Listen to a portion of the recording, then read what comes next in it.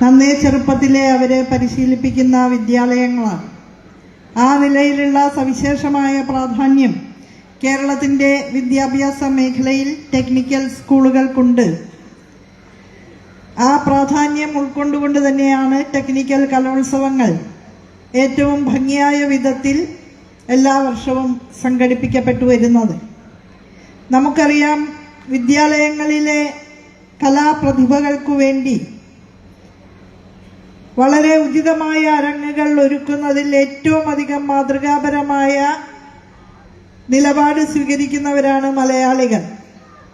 ഏഷ്യയിലെ തന്നെ ഏറ്റവും വലിയ കൗമാര കലോത്സവം എന്ന് വിശേഷിപ്പിക്കപ്പെടുന്ന സംസ്ഥാന സ്കൂൾ കലോത്സവം ഈയിടെയാണ് തിരുവനന്തപുരം പട്ടണത്തിൽ വച്ച് ഏറ്റവും ഭംഗിയായ നിലയിൽ നടന്നത്. അധ്യാപകരും രക്ഷിതാക്കളും ഉദ്യോഗസ്ഥരും ജനപ്രതിനിധികളും വിദ്യാഭ്യാസ മേഖലയെ സ്നേഹിക്കുന്ന അഭ്യുദയകാംക്ഷികളും എല്ലാവരും ചേർന്ന് കുട്ടികൾക്കു വേണ്ടി എത്ര സുസംഘടിതമായ രീതിയിലാണ് കലോത്സവങ്ങൾ സ്കൂൾ തലം മുതൽ സംസ്ഥാന തലം വരെ സംഘടിപ്പിക്കുന്നത് എന്നുള്ളതിന് വലിയ ഒരു മാതൃക തന്നെ കേരളം ഇതര സംസ്ഥാനങ്ങളുടെ മുൻപിൽ അവതരിപ്പിക്കുന്നുണ്ട്. ടെക്നിക്കൽ സ്കൂളുകളിലെ വിദ്യാർത്ഥികൾക്കും തങ്ങളുടെ സർഗപരമായിട്ടുള്ള കഴിവുകൾ ആവിഷ്കരിക്കുന്നതിന് വേദികൾ സൃഷ്ടിക്കുന്നതിന് അധ്യാപകരും രക്ഷിതാക്കളും ജനപ്രതിനിധികളും എല്ലാവരും ചേർന്ന് ഏറ്റവും മികവാർന്ന വേദികൾ തന്നെയാണ് എല്ലാ വർഷവും ഒരുക്കുന്നത്. അതിൻ്റെ ഏറ്റവും വലിയ സവിശേഷത കുട്ടികൾ നിർമ്മിക്കുന്ന ഉൽപ്പന്നങ്ങളുടെ പ്രദർശനം ഉൾപ്പെടെ ചേരുന്ന ഒരു സർഗാത്മക മേളയായി തന്നെയാണ് അത് സംഘടിപ്പിക്കപ്പെടുന്നത് എന്നുള്ളതാണ്. നൂതനാശയങ്ങൾ മുന്നോട്ട് വയ്ക്കുന്ന സർഗപ്രതിഭകളായ വിദ്യാർത്ഥികൾക്ക് ഏറ്റവും നല്ല നിലയിലുള്ള പിന്തുണ സർക്കാർ നൽകുന്ന ഒരു കാലം കൂടിയാണിത്. സാങ്കേതിക വിദ്യയാൽ നയിക്കപ്പെടുന്ന ഒരു ലോകമാണ് 21ാം നൂറ്റാണ്ടിലെ ഉത്തരാധുനിക ലോകം. ആ ലോകത്ത് ഏറ്റവും അധികം സമൂഹത്തിന് സംഭാവന ചെയ്യാൻ കെൽപ്പുള്ളവരായിട്ടാണ് സാങ്കേതിക വിദ്യാഭ്യാസ സ്ഥാപനങ്ങളിലെ വിദ്യാർത്ഥികൾ വളർന്നു വരുന്നത് എന്നുള്ളത് നമുക്ക് അഭിമാനകരമായ കാര്യമാണ്.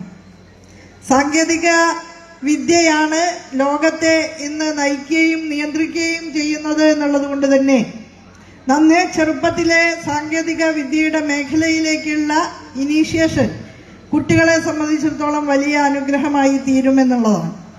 എക്സ്പീരിയൻഷ്യൽ ലേണിങ്ങിന് അഥവാ ചെയ്ത് പഠിക്കുന്നതിന് വലിയ പ്രാധാന്യം കൊടുക്കുന്ന സമീപനമാണ് സാങ്കേതിക വിദ്യാ സ്ഥാപനങ്ങളെ സംബന്ധിച്ചിടത്തോളം ഉള്ളത്. ഇത് കുട്ടികളുടെ കർമ്മകുശലത വർദ്ധിപ്പിക്കുന്നുണ്ട്, അവരുടെ ആത്മവിശ്വാസവും നേതൃശേഷിയും എല്ലാം വർദ്ധിപ്പിക്കുന്നുണ്ട്. ഒരു തൊഴിലവസരങ്ങളിലേക്ക് ആത്മവിശ്വാസത്തോടെ കടന്നു ചെല്ലുന്നതിനുള്ള കാര്യപ്രാപ്തി അവർക്ക് അതിലൂടെ കൂടുതലായി ലഭിക്കുന്നുണ്ട്. ഈ സാധ്യതകളൊക്കെ വികസിപ്പിക്കാൻ ഉതകുന്ന വിധത്തിലാണ് ടെക്നിക്കൽ ഹൈസ്കൂളുകൾ അവയുടെ പാഠ്യപദ്ധതി മുന്നോട്ട് കൊണ്ടുപോകുന്നത് എന്നുള്ളത് അവയുടെ ഏറ്റവും വലിയ സവിശേഷതയാണ്. ഇവിടെ ഉന്നയിക്കപ്പെട്ട ഒരു സുപ്രധാനമായ ആവശ്യമാണ് ടെക്നിക്കൽ ഹൈസ്കൂളുകളിൽ പഠനം പൂർത്തീകരിക്കുന്ന വിദ്യാർത്ഥികൾക്കായിട്ട് ടെക്നിക്കൽ ഹയർ സെക്കൻഡറി അതാത് വിദ്യാലയങ്ങളിൽ ആരംഭിക്കാൻ തീരുമാനമെടുക്കണം എന്നുള്ള അഭ്യർത്ഥന. തീർച്ചയായും അത് ഉണ്ടാകും എന്നാണ് എനിക്ക് സന്തോഷപൂർവ്വം ഇവിടെ അറിയിക്കാനുള്ളത്. അത് വളരെ ന്യായമായിട്ടുള്ള ഒരാവശ്യമാണ്. തീർച്ചയായും നമ്മുടെ ടെക്നിക്കൽ എഡ്യൂക്കേഷൻ ഡിപ്പാർട്ട്മെന്റിന്റെ ശ്രദ്ധയിൽ ഈ വിഷയം കൊണ്ടുവന്നുകൊണ്ട് അതിനു വേണ്ട സത്വര നടപടികൾ സ്വീകരിക്കും എന്ന് ഞാൻ ഈ വേളയിൽ ഉറപ്പു തരികയാണ്. നമ്മുടെ മക്കളുടെ സർവതല സ്പർശിയായിട്ടുള്ള വ്യക്തിത്വ വികസനമാണ് വിദ്യാഭ്യാസത്തിലൂടെ സാധ്യമാക്കേണ്ടത്. ഇന്ന് കേരളത്തെ ഒരു നവവൈജ്ഞാനിക സമൂഹമാക്കി മാറ്റിയെടുക്കാനും ഉന്നത വിദ്യാഭ്യാസ മേഖലയുടെ ഇന്റർനാഷണൽ ഹബ്ബാക്കി കേരളത്തെ വളർത്തുവാനും ആത്മാർത്ഥമായ പരിശ്രമങ്ങളാണ് നമ്മുടെ സർക്കാരിൻ്റെ ഭാഗത്തു നിന്ന് സ്വീകരിക്കപ്പെടുന്നത്.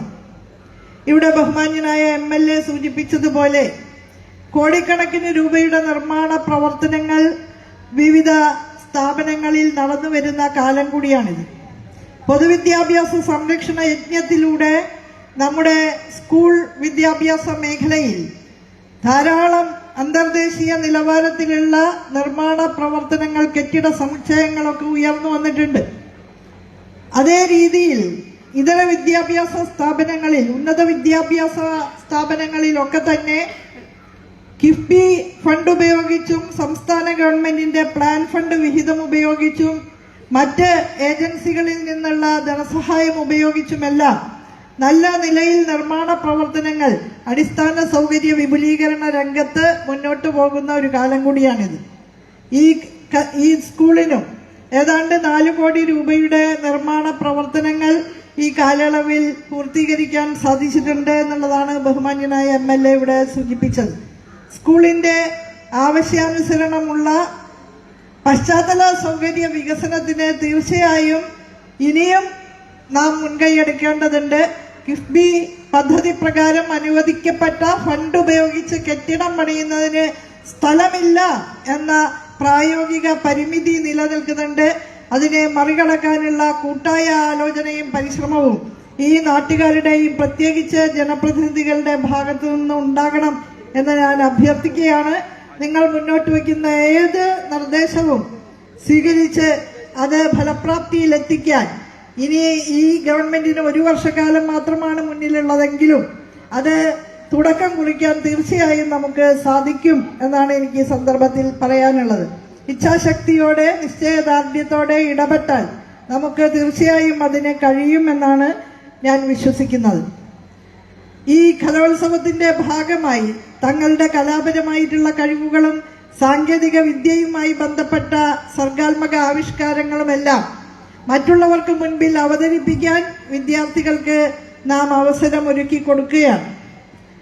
സമൂഹത്തിന് ആവശ്യമുള്ള ഉപകാരപ്രദമായ ഉൽപ്പന്നങ്ങളും പ്രക്രിയകളും സേവനങ്ങളുമെല്ലാം ഗവേഷണാത്മകമായ താല്പര്യത്തോടെ കണ്ടെത്തുക എന്നുള്ളതിന് വിദ്യാർത്ഥികളെ ഏറ്റവും നന്നായി പ്രോത്സാഹിപ്പിക്കുന്ന ഒരു കാലമാണിത്. യങ് ഇന്നോവേറ്റേഴ്സ് പ്രോഗ്രാമിന്റെ ഭാഗമായി 5 ലക്ഷം രൂപ മുതൽ 25 ലക്ഷം രൂപ വരെ കുട്ടികളുടെ ഈ സർഗാത്മകമായ നൂതനാശയങ്ങളുടെ ആവിഷ്കാരത്തിനു വേണ്ടി നൽകാൻ ഇന്ന് സാധിക്കും എന്നുള്ള വിവരം കൂടി ഞാൻ അറിയിക്കുകയാണ്. സ്കൂൾ തലം മുതൽ ആ ഇന്നോവേറ്റീവായിട്ടുള്ള ആശയങ്ങളെ പ്രോത്സാഹിപ്പിക്കുന്ന നിലപാടുകളാണ് നാം സ്വീകരിക്കുന്നത്.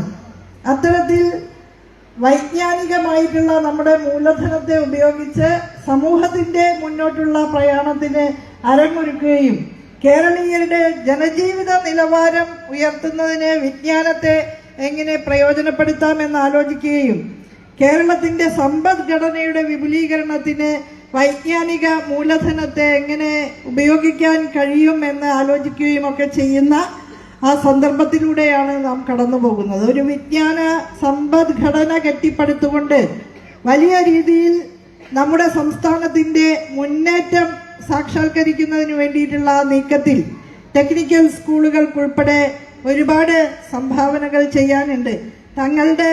തങ്ങൾ ജീവിക്കുന്ന ഈ സമൂഹത്തിൽ ഗുണാത്മകമായ മാറ്റങ്ങൾ സൃഷ്ടിക്കാൻ കെൽപ്പുള്ള കർത്തൃത്വ ശേഷിയുള്ള ഏജൻഷ്യൽ കപ്പാസിറ്റിയുള്ള മൗലികമായിട്ടുള്ള കഴിവുകളെ കൃത്യമായി വികസിപ്പിച്ച് സമൂഹത്തിന് നൽകാൻ കെൽപ്പുള്ള മിടുക്കരായ വിദ്യാർത്ഥികളെ നമ്മുടെ ടെക്നിക്കൽ സ്കൂളുകളിൽ നിന്ന് തീർച്ചയായും നമുക്ക് ഉണ്ടാക്കിയെടുക്കാൻ സാധിക്കും.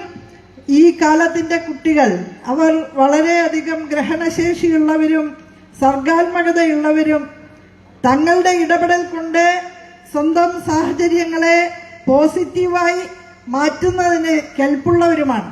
അവരെ കൂടുതൽ കൃത്യമായ ദിശാബോധത്തോടു കൂടി നയിക്കുക എന്നുള്ളത് മാത്രമാണ് അധ്യാപകർക്കും മറ്റ് മുതിർന്നവർക്കും ചെയ്യാനുള്ളത്. അത് ചെയ്തുകൊണ്ട് നമുക്ക് അവരോടൊപ്പം നിൽക്കാം എന്ന് തന്നെയാണ് എനിക്ക് പറയാനുള്ളത്. നേരത്തെ ഉണ്ടായിരുന്ന തരത്തിലുള്ള ഹൈറാർക്കിക്കലായിട്ടുള്ള അസമത്വ ജടിലമായിട്ടുള്ള അധികാര ഘടനകളൊക്കെ മാറ്റിവെച്ച് കൂടെ നിൽക്കുന്ന ചങ്ങാതിമാരായി തന്നെ നമ്മുടെ കുട്ടികളുടെ കഴിവുകളെ പ്രോത്സാഹിപ്പിക്കാൻ നമുക്ക് ശ്രമിക്കാം. ഈ കല മുതലായ കാര്യങ്ങളൊക്കെ മനുഷ്യ മനസ്സുകളെ കൂട്ടിയിണക്കാൻ ഏറ്റവും ഫലപ്രദമായിട്ട് ഉപയോഗപ്പെടുന്ന കാര്യങ്ങളാണ്. അത് ഇന്നത്തെ സമൂഹത്തിൽ ഏറെ പ്രസക്തിയോടെ ഏറെ ശക്തിയോടെ മുന്നോട്ട് കൊണ്ടുപോകേണ്ട സ്ഥിതിവിശേഷമാണ് ഉള്ളത്. പരസ്പരം വെറുക്കാൻ പഠിപ്പിക്കുന്ന അസഹിഷ്ണുതയുടെയും അപരവിദ്വേഷത്തിന്റെയും പ്രത്യയശാസ്ത്ര ശക്തികൾ നമ്മുടെ സമൂഹത്തിൽ പിടിമുറുക്കാൻ ശ്രമിക്കുമ്പോൾ മാനവികതയ്ക്കും പാരസ്പര്യത്തിനും കൂട്ടായ്മയ്ക്കുമൊക്കെയുള്ള ഇടങ്ങൾ കൂടുതൽ വിപുലീകരിക്കേണ്ടത് മനുഷ്യത്വത്തിൽ വിശ്വസിക്കുന്ന ഏതൊരാളുടെയും ബാധ്യതയാണ്.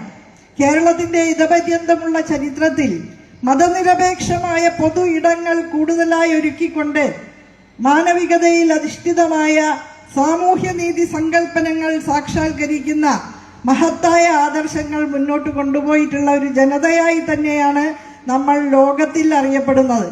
നമ്മുടെ നവോത്ഥാന ആചാര്യന്മാർ കൊളുത്തിവെച്ച ആ പ്രകാശം അത് കെടാതെ കാത്തു സംരക്ഷിക്കുക എന്നുള്ളത് നമ്മുടെ അനിവാര്യ ചുമതലയാണ്.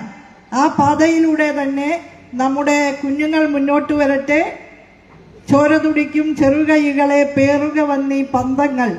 അങ്ങനെ കേരളത്തിൻ്റെ മുന്നേ നടന്ന നമ്മുടെ ധൈഷണിക ആചാര്യന്മാർ കൊളുത്തിവെച്ച ആ പന്തങ്ങൾ പിന്നാലെ വരുന്ന തലമുറകൾക്ക് കൈമാറാനുള്ള നമ്മുടെ എല്ലാവരുടെയും ധാർമ്മികമായ ബാധ്യതയെ ഞാൻ ഈ സന്ദർഭത്തിൽ ഓർമ്മിപ്പിക്കുകയാണ്. ഇവിടെ ഇരിക്കുന്നവരെല്ലാവരും തന്നെ ആരും വിദ്യാർത്ഥികളായിട്ട് കാണപ്പെടുന്നില്ല. എല്ലാവരും ഏതാണ്ട് എൻ്റെ തലമുറയിലോ അല്ലെങ്കിൽ തൊട്ട് പിന്നാലെയുള്ള തലമുറയിലോ പെടുന്നവരായി കാണുന്നത് കൊണ്ടാണ് ഞാൻ ഇപ്രകാരം സൂചിപ്പിച്ചത്.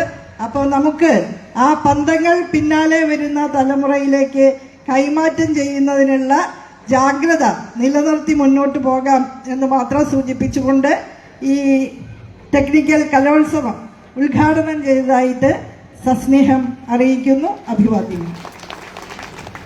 പ്രചോദനാത്മകമായ വാക്കുകൾക്ക് നന്ദി മാം.